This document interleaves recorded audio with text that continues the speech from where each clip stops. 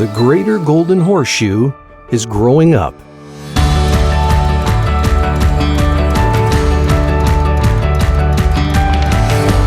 It's home to 9 million people. It attracts 1 in 3 immigrants to Canada, meaning that 1/4 of all Canada's population lives here. And by 2041, it is forecasted to have a population of 13.5 million. From the region of Niagara Falls all the way up to the county of Peterborough, the Greater Golden Horseshoe has a lot to offer locally, nationally, and internationally. And this didn't happen by accident. It is because of the 2006 growth plan legislated by the province of Ontario why the region is ripe with opportunity.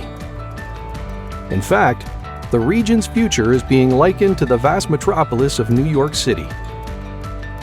But to paint a picture of where we're heading, we must discuss how far we've come. In the early 40s, Canada began taking in approximately 120,000 immigrants a year, bulking up its population of just over 11 million. As we come into the 50s and 60s, the population begins to separate, moving from living in close quarters to living in new developments called the suburbs. At the same time, the 400 series highways are completed, supporting the uncontrolled expansion of the region. Infrastructure development can no longer keep up with the growing population. Air quality and other natural resources begin to suffer too. At the turn of the 21st century, Canada begins to take in an average of 250,000 immigrants a year, and half of them stay in the GTA. It is now apparent that, for one to grow, one must change. And for the GGH, that change meant shifting from growing outwards to growing up. In 2006, the growth plan is established, and it consists of 3 significant components. First, 2 million acres of land called the Greenbelt becomes a restricted area. This means that the building and development industry cannot build on this land. Second, the growth plan announces 25 urban growth centers as focal points for sustainable population, transportation, and employment growth. And lastly, 40% of this growth will be in downtown Toronto.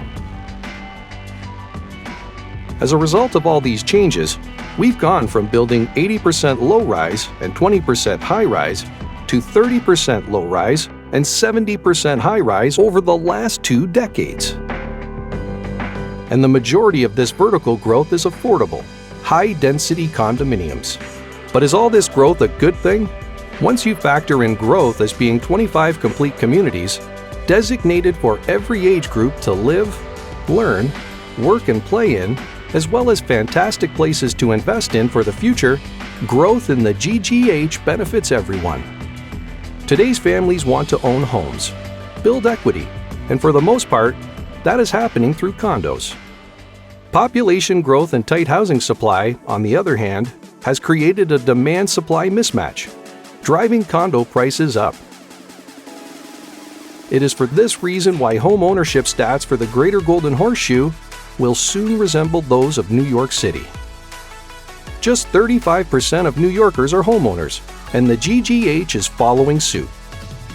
We're maximizing housing opportunities by building up, but we are building far less than we have in the past, meaning that we are not building fast enough to keep up with the growing population. Owning a home is a keystone of wealth. Buying now gives you a significant advantage in the future as home ownership in the GTA becomes a rare opportunity.